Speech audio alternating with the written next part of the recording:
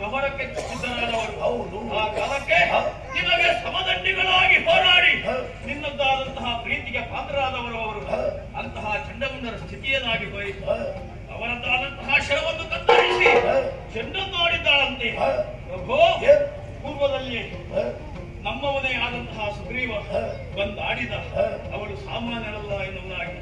ಆದರೂ ಆತನದ್ದಾದಂತಹ ಮಾತುಗಳಿಗೆ ಪಥ್ಯವಾಗಲಿಲ್ಲ. ಹಾಗಾಗಿಯೇ ದುಡುಕಿದಲ್ಲಿ ಕೆಳಗಾಗದೆ ಮತ್ತೇನಾಗುವುದಕ್ಕೆ ಸಾಧ್ಯ ಉಂಟು. ಹಾಗಾಗಿ ಎಚ್ಚರಿಸ್ತಾ ಇದ್ದೇನೆ.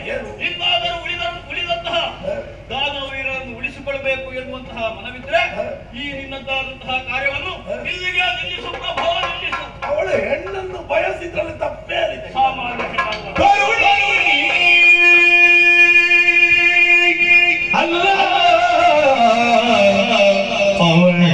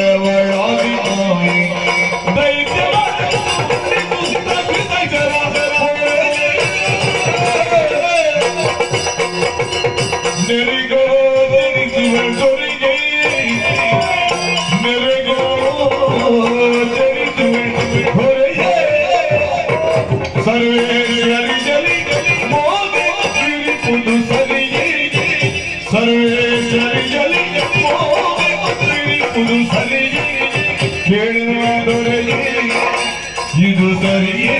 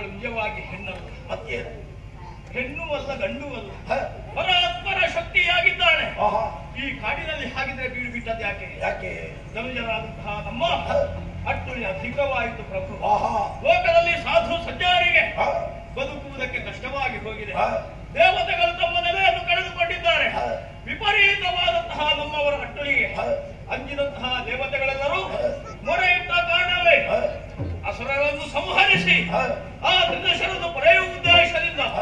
ಈ ಕಾಡಿಗೆ ಬಂದು ನಿಂತಿದ್ದಾನೆ ಎಂದು ಹೇಳಿದ್ರು ತಪ್ಪಾಗಲಿಕ್ಕಿಲ್ಲ. ಆಹಾ ಸಾಮಾನ್ಯವಾದಂತಹ ಹೆಣ್ಣು ಹ, ಕದಂಬ ಕಾಂತಾರದಲ್ಲಿ ಹ.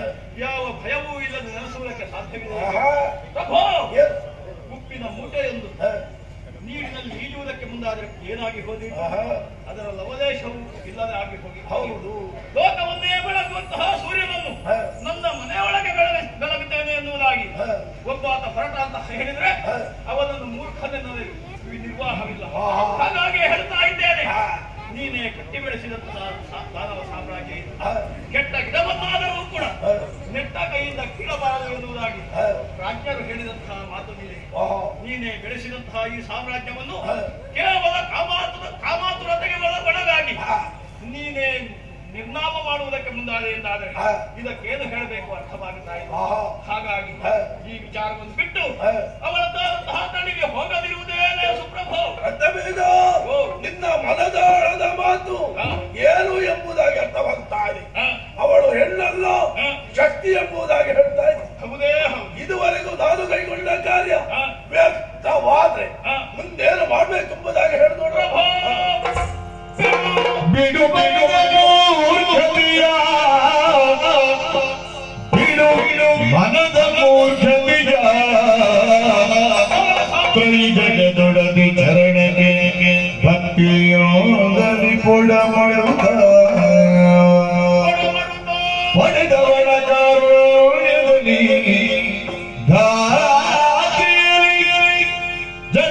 ಜನವರದ ಬೆರದಲ್ಲಿ ಬಗೆದು ಶ್ರವಣ ಮಾಡುವುದರಲ್ಲಿ ನುಡಿಯ ನೀತಿಯ ಹೊರೆಯೇ ಬಿಡು ಮನದ ಮೂರ್ಖತೆಯ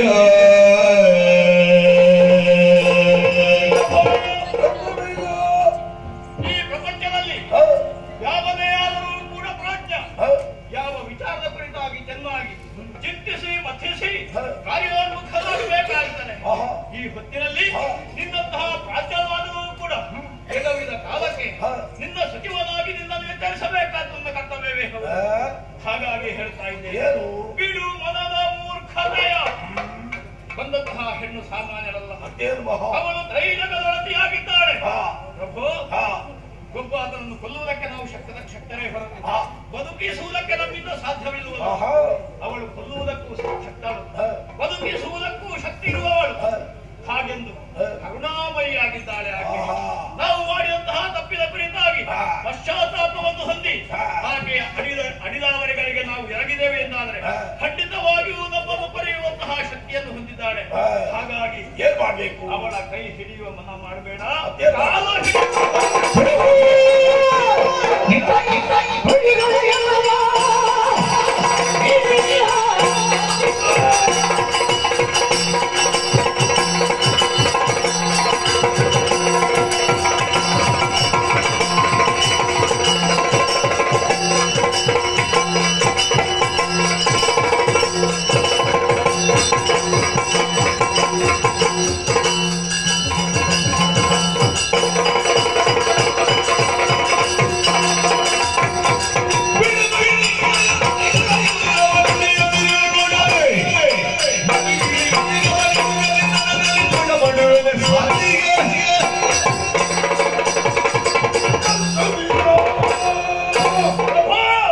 ವಿಚಿತ್ರ ಜತನ ಇದುವರೆಗೂ ಕೂಡ ಗಂಡಾಗಿ ಹುಟ್ಟಿದ್ದೇನೆ, ಗಂಡಾಗಿ ಬದುಕುತ್ತೇನೆ. ಯಾರನ್ನು ಪಡೆಯಬೇಕೆಂಬುದಾಗಿ ನನ್ನ ಮನಸ್ಸಲ್ಲಿ ಇಚ್ಛಿಸಿದ್ದೇನೋ ಅವಳನ್ನು ನಾನು ಪಡೆಯುತ್ತೇನೆ. ಆಗುವುದಾದ್ರೆ ಕರು ತರುವುದಕ್ಕಾಗಿ ಹೋಗು, ಅಲ್ಲವಾದಲ್ಲಿ ಅರಮನೆಯೊಳಗೆ ಸೀರೆಯನ್ನುಟ್ಟು ಬಳೆಯನ್ನು ತೊಟ್ಟು ಬಿದ್ದು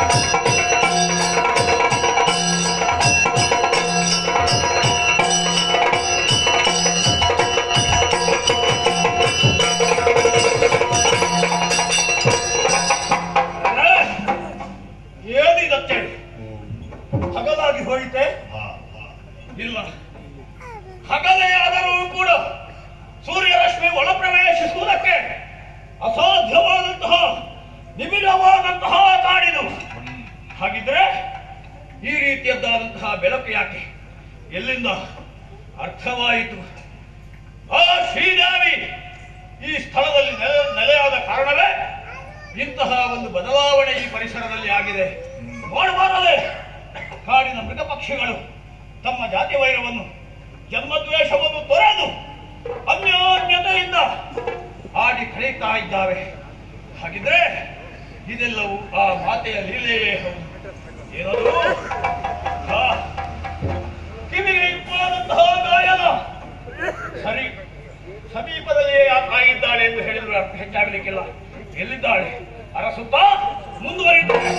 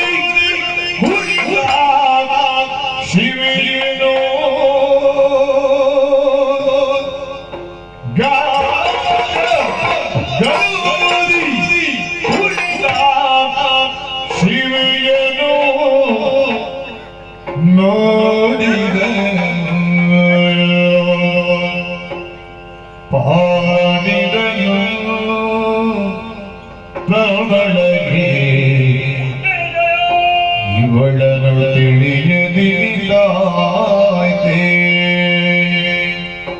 ಇವಳನ್ನು ತಿಳಿಯದಿಲ್ಲ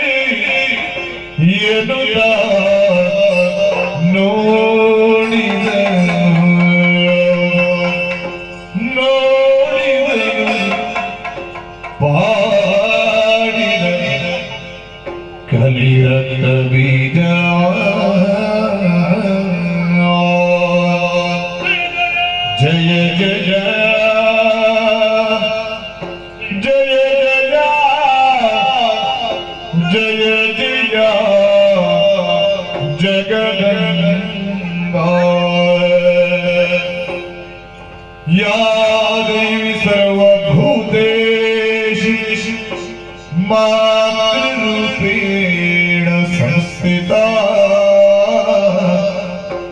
नमस्तस्यै नमस्तस्यै नमस्तस्यै नमो नमः नमो नमः नमो नमः जय जय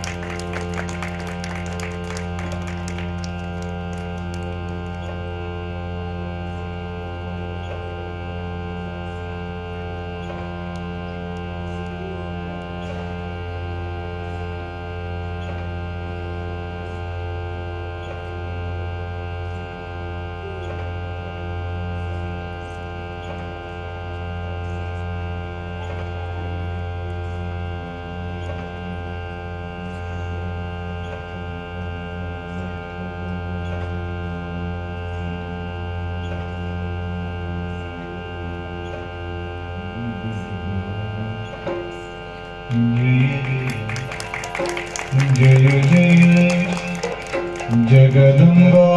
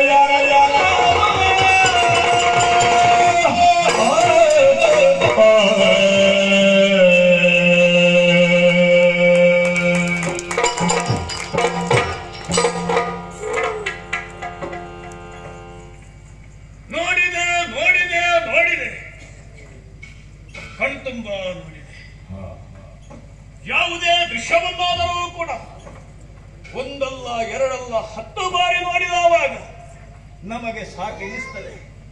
ಯಾವುದೇ ಭಕ್ಷ್ಯವನ್ನಾಗಲಿ ಒಂದೆರಡು ಸಾರಿ ಮೆದ್ದಲ್ಲಿಗೆ ತೃಪ್ತಿ ಎನಿಸ್ತದೆ. ಹಾಗೆಂದು ಈ 3 ಲೋಕದ ತಾಯಿಯನ್ನು ನೋಡಿದಷ್ಟು ಕೂಡ ಕಣ್ ತಣಿಯುತ್ತಾ ಇಲ್ಲ, ಮನಸ್ಸಿಗೆ ಸಾಕೆನಿಸುತ್ತಾ ಇಲ್ಲ. ಈಗ ಅರ್ಥವಾಯಿತು ಕಾಡನ್ನು ಬೆಳಗುವಂತಹ ಈ ಬೆಳಕೆಲ್ಲಿಂದ ಎನ್ನುವುದಾಗಿ. ಇದು ಹೊರಗಿನ ಬೆಳಕಲ್ಲ, ಇದು ಒಳಗಿನ ಬೆಳಕು. ಆ ತಾಯಿಯ ಒಳಗಿಂದಲೇ ಹೊರಸೂಸುವಂತಹ ಬೆಳಕು.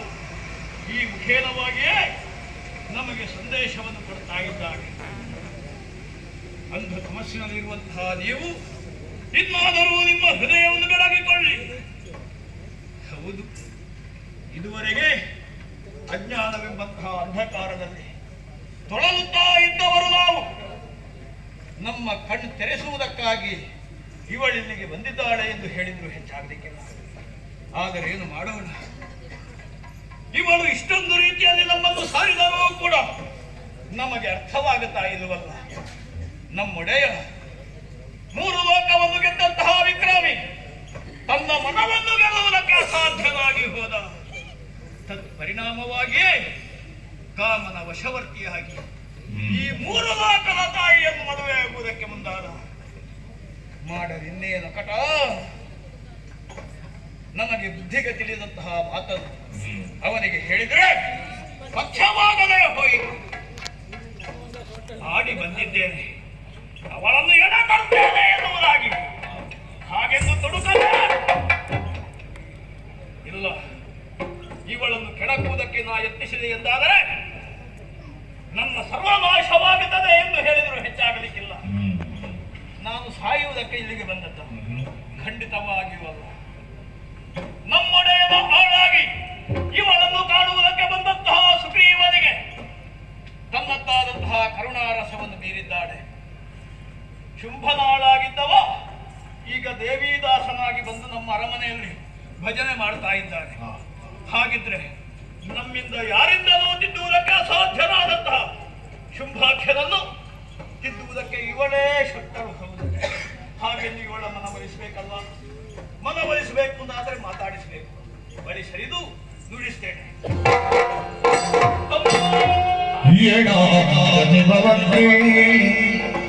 ನೀನೇ ನನಗೆ ಅಮ್ಮ, ನೀನೇ ನನಗೆ ಶುಂಭನಾದವ ಬಯಲಿ, ಶುಂಭನಾದವ ಬಯಲಿ ಸಾಗುರಾಗಲಿ ವರಿಸದೆ ಸೌರಿದುಂದರೆ, ಸಾಗುರಾಗಲಿ ವರಿಸದೆ ಸೌರಿದುಂದರೆ ಚೂಕಿಯ ಬಯಸಿದ